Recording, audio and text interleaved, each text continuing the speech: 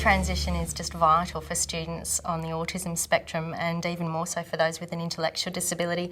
Considering the characteristics of autism, the repetitive behaviours and the patterns of thinking, being able to adjust to change can be really challenging for students. We really like staff to get to know the student and to be able to be familiar with the impact of change on the individual.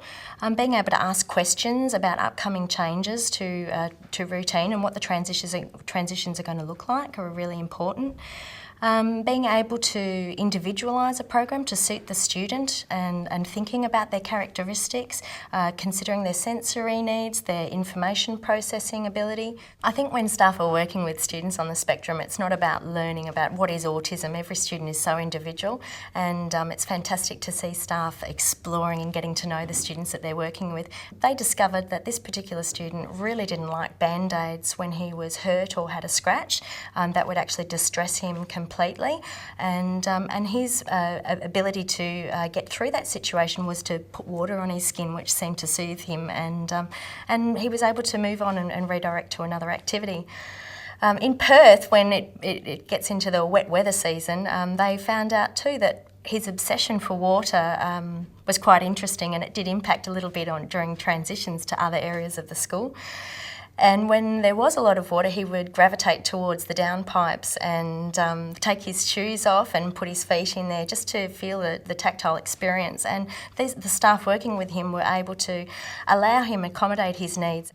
They had a particular challenge with the student during assembly times.